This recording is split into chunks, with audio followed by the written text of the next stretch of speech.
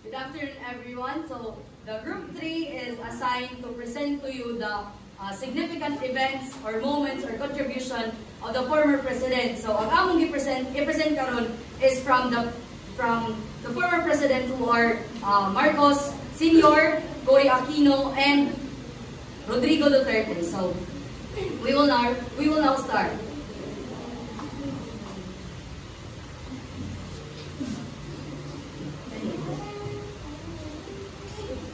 Noong September 21, 1972, pinahayag ni Pangulong Ferdinand Marcos Sr. ang martial law sa buong bansa. Ito ay isang desisyon na nagsimula ng isang madilim at mapaniil na yugto sa kasaysayan ng Pilipinas. Sa ilalim nito, maraming Pilipino ang dinakip at pinagbabawalan magsalita at pinahirapan.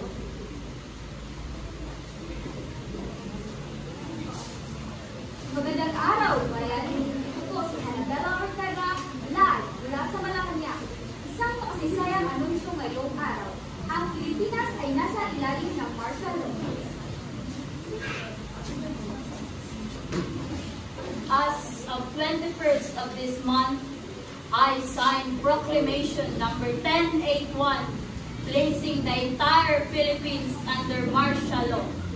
This decision was made in response for what I deem a growing threat of lawlessness, communist insurgency, and economic instability. With this proclamation, civil liberties were suspended, press freedom were curtailed, and the militaries were given broad powers to maintain order. While I justified it as a means to ensure national security and development, this marked the beginning of an authoritarian rule that would shape the nation's history for years to come. Nasaan ang demokrasya? Hindi ito!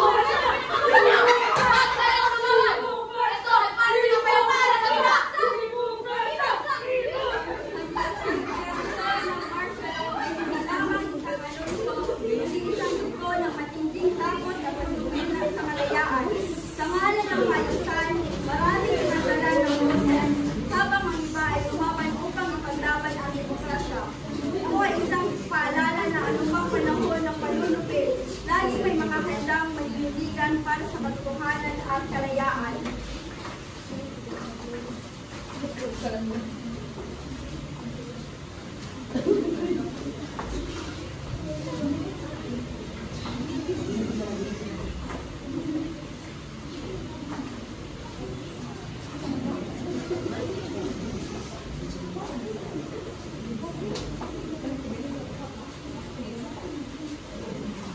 Sa ilalim ng martial law, inilunsad ni Pangulong Ferdinand Marcos Sr. ang malawakang programang pang-infrastruktura bilang bahagi ng kanyang halikhaing modernisasyon. Pinatayo niya ang San Juanito Bridge, Cultural Center of the Philippines, Philippine Heart Center, Bataan Nuclear Power Plant at marami pang iba. Itinuring niyang isang simbolo ng pag-unlad ang mga ito. Subalit sa likod ng malaking proyekto ito, nagdusa ang maraming Pilipino. Nalubog sa utang ang bansa, may mga nawalan ng tirahan, at marami ang pinatahimik sa takot. Inilalahad ko sa inyo ang mga proyekto ng bagong lipunan.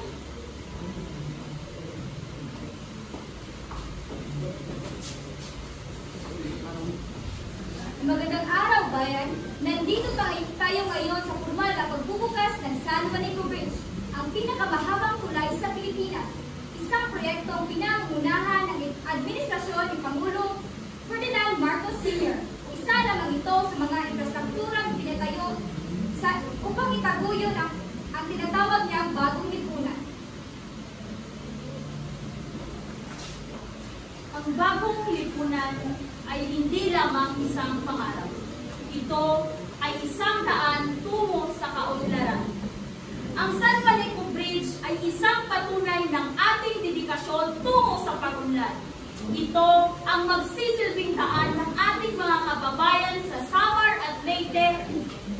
Ngunit, hindi lamang ito ang ating mga naipatayo. Marami pa tayong mga infrastruktura na ipatayo upang matiyak ang pag-angat ng ating ekonomiya.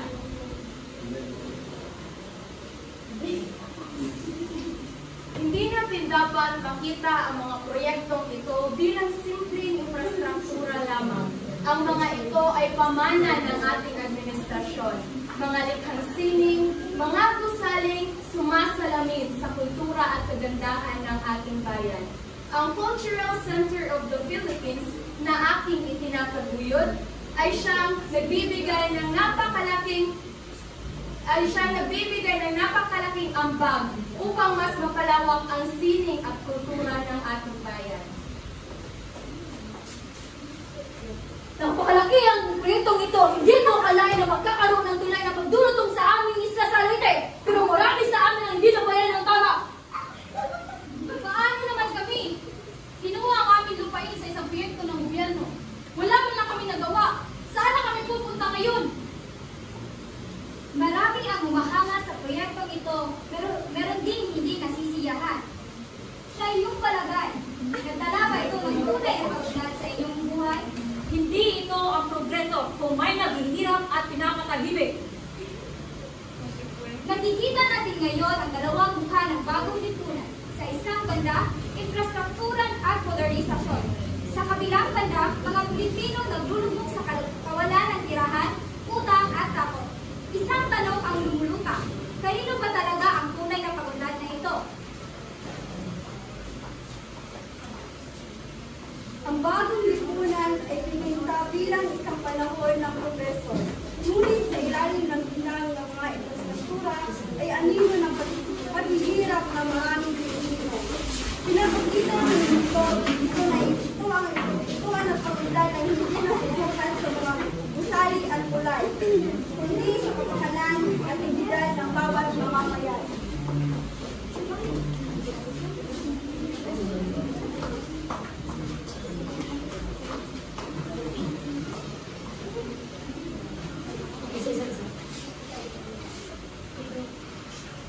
Pebrero 22, 1986, nagsimula ang isang mapayapang revolusyon sa EDSA. Ang taong bayan ay tumindig laban sa diktadorya.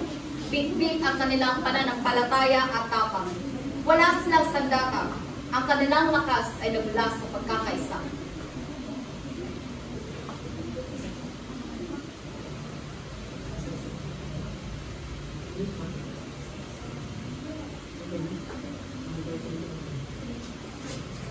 Mabuhay ang demokrasya! Mabuhay ang demokrasya!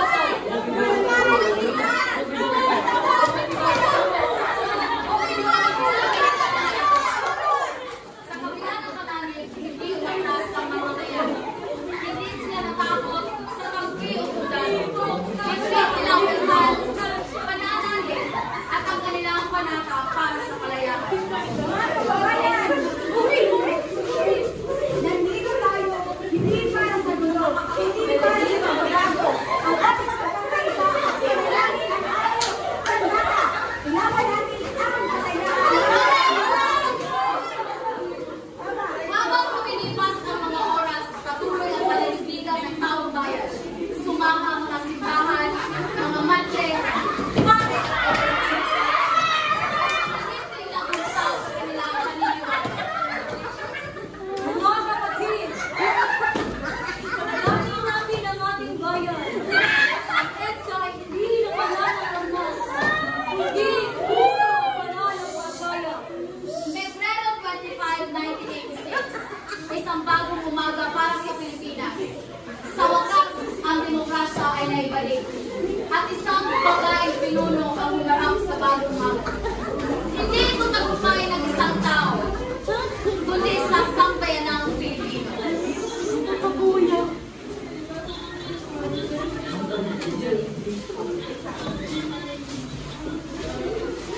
Kumpirmado na! Umalis na si Marcos sa Malacanang. Panalo sa bayanang Pilipino.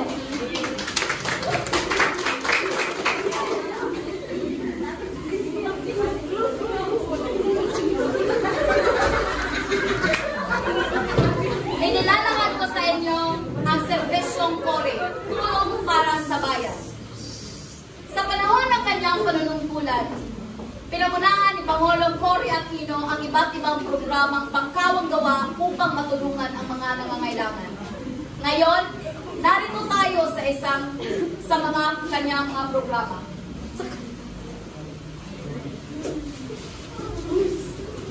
Magandang araw, bayan!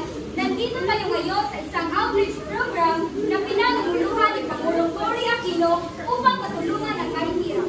Tara't alamin natin. Hindi lamang sa salita, kundi sa gawain ang hindi pinakita ni Pangulong Cory Aquino ang kanyang malasakit sa mahihirap.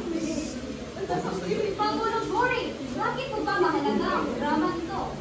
Naniniwala ako na ang tunay na leader ay mas inuuna ang kapakanan ng mahihirap. Narito ang gobyerno upang magbigay ng oportunidad para sa mas magandang kinabukasan. Isa sa mga natulungan ng programang ito ay si Aling Rosa, isang ina na nagkukulang sa pangangailangan ng kanyang pamilya. Salamat po, Pangulong Cory, dahil dito matutulungan ang aking pamilya.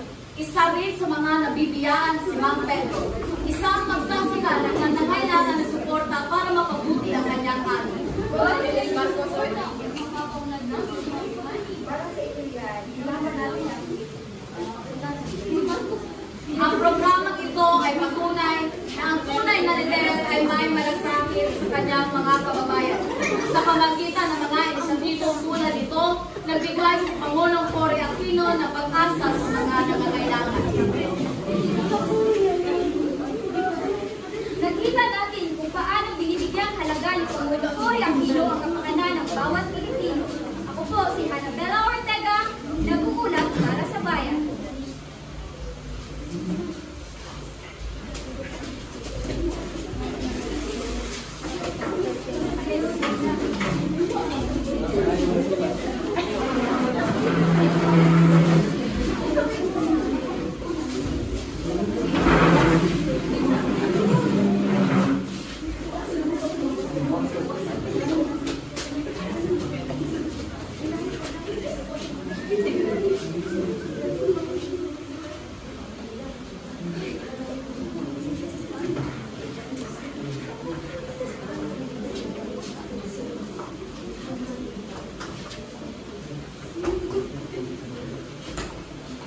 Inilalahat ko sa inyo ang paglalawig ng visa ng pasaporte.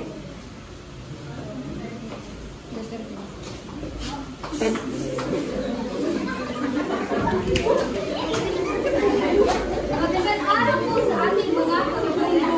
Ito po ang 25 sa kanyang kauna-unahang State of the Day Address. Itinahayag ni Pangulong Rodrigo Duterte ang kanyang hangarin na mapalawig ang visa ng ating mga pasaporte mula 5 taon hanggang 10 taon. Ayon sa Pangulong,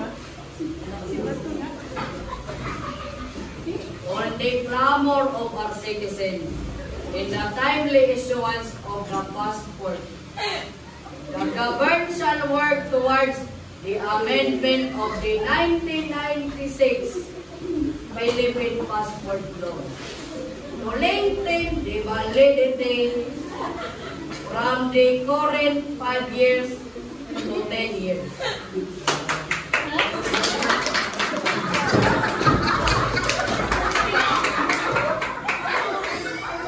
Total, kayo naman ang magawa ng batas. You're the ones who will pass the law. Even if you make it good for 30 years, okay ako, bahala ka. Basta, reach it a little bit because 5 years is simply just a regular basis. ipinahayag ni Francis ang kanyang pagkakahala sa kalagayan ng mga aplikante ng pasaporte sa Davao City, kung saan marami ang napipilitang magpapalipas na gabi sa labas ng mga mall upang makapaproseso sa kailangang ginagawa. Calling the attention of Secretary Asay, tingin ko dun sa likod ng mall. Itong isang malaking mall, sige pangalanan na natin, SM. Nakita ko ang mga tao nasa pavement na tutulog dahil first come, first serve. At wala kayong ibang outlet kundi SM. Nasaktan talaga ako. Masakit. Addressing toward the cabinet members, make use of the computer. I do not like people lining up under the heat of the sun. I do not like people lining up under the rain. Bilang tungkol, inagdaan ni Pangulong Duterte ang Republic Act No. 1098 na nagpapalawig sa visa ng mga pasaporte mula 5 taon hanggang 10 taon. Kasama po natin ngayon si Inang Maria Santos, isang OFW na magre-renew ng kanyang pasaporte.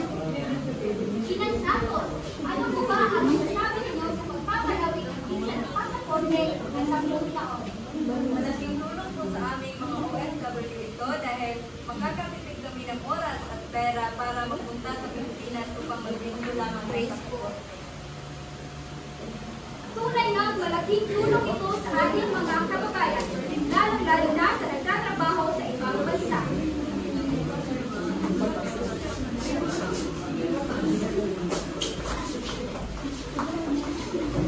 Ang pagpapalawig ng visa ng pasaporte sa 10 taon ay isang pagtungo sa pagpapadali ng serbisyo publiko at pagbibigay ginhawa sa mga Pilipino, lalo na sa mga overseas Filipino workers na madalas nangangailangan na mas matagal na visa ng kanilang mga dokumento. Inilalahad ko sa inyo ang ikalawang eksena ang pag-aanunsyo ni Pangulong Duterte sa pagtaas ng sahod ng mga guro.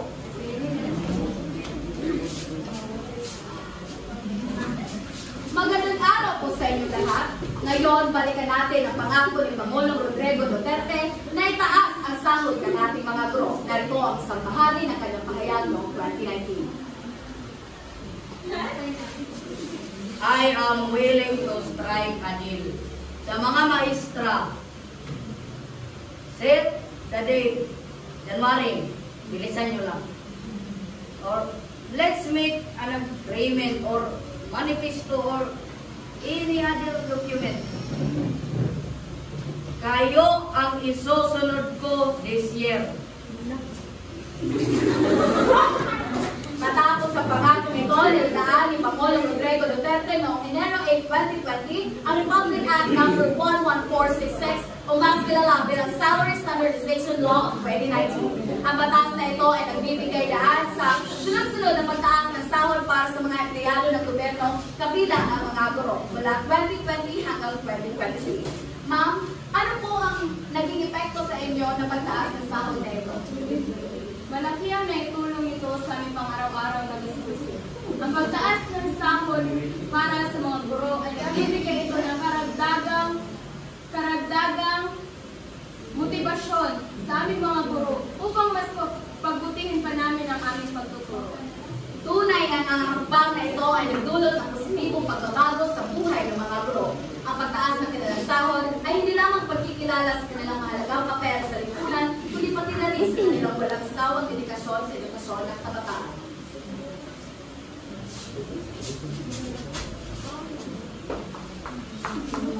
Ang eksenang ito ay nagpapakita ng pangako ni Pangulong Duterte na itaas ang sahod ng mga guro at kanyang pagtupad nito sa pamamagitan ng pagtakda sa Salary Standardization Law of 2019. Ang batas na ito ay nagbigay ng sunod-sunod na pagtaas ng sahod mula sa 2020 hanggang 2023 na nagdulot ng malaking ginhawa at motibasyon sa ating mga guro.